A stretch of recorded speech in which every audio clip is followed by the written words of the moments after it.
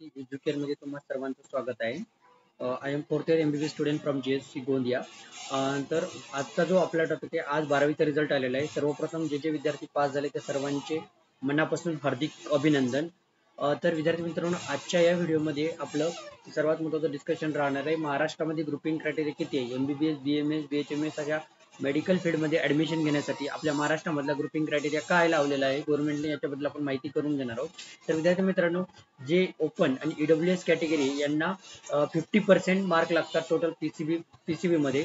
याच्यामध्ये out of 300 150 mark असे असणं गरजेचं आहे तुम्हाला, जर तुम्हाला मेडिकल फील्डमध्ये जर ऍडमिशन घ्यायचं असेल तर. रिझर्व्ह कॅटेगरी जसं की ST, SC, OBC या सर्व कॅटेगरी, NTB, NTC या सगळ्या कॅटेगरीमध्ये इन्क्लुडिंग SCBC कॅटेगरी, आता नवीन आलेली यावर्षीची कॅटेगरी म्हणजे मराठा यांना 40% इन PCB लागतात. त्याच्यामध्ये म्हणजे 300 पैकी तुम्हाला 120 मार्क घेणं गरजेचं आहे जर तुम्हाला मेडिकल फील्डमध्ये ऍडमिशन लागत असेल तर. आणि जे हँडिकॅप स्टुडंट आहेत म्हणजे PWD स्टुडंट म्हणतो आपण त्यांना 45% क्रायटेरिया लागतो PCB मध्ये, म्हणजे 135 मार्क 300 पैकी लागतात. हे झालं आपल्या महाराष्ट्रापुरतं मेडिकल फील्डमध्ये ऍडमिशन घेण्याची प्रक्रिया मध्ये लागणारा ग्रुपिंग क्रायटेरिया.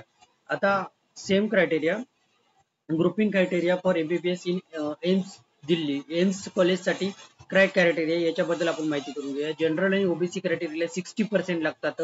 कशाच्या? इंग्लिश, फिजिक्स, केमिस्ट्री, बायोलॉजी या 4 सब्जेक्टचा स्कोर मिळून 60% क्रायटेरिया लागते. म्हणजे 240 आउट ऑफ 400 म्हणजे तुम्हाला 400 पैकी 240 मार्क असणं गरजेचं आहे. SC ST कॅटेगरी यांना इंग्लिश, फिजिक्स, केमिस्ट्री 50% क्रायटेरिया लागतो. इंग्लिश, फिजिक्स, केमिस्ट्री आणि बायोलॉजी मिळून म्हणजे आउट ऑफ 400 400 पैकी 200 मार्क लागतात. आणि PW स्टुडंटला म्हणजे हँडिकॅप स्टुडंटला 45% इन इंग्लिश, फिजिक्स, केमिस्ट्री आणि बायोलॉजी तिन्ही 4 कोर्सचा मिळून लागणार, म्हणजे 400 पैकी 180 मार्क लागणार. हे झालं एम्स मध्ये ऍडमिशन घेण्याचं. तर यामध्ये SCBC कॅटेगरी येत नाही, कारण की एम्सचे कॉलेजेस सेंट्रली होत असतात आणि SCBC जे आरक्षण आहे ते फक्त महाराष्ट्रापुरतच लागू आहे. त्यामुळे SCBC कॅटेगरी यामध्ये इन्क्लूड नाही होत. याची विद्यार्थ्यांनी दक्षता घ्यावी. विद्यार्थी मित्रांनो, आमच्याकडे काउन्सिलिंगचं पूर्णपणे मार्गदर्शन केलेलं जातं.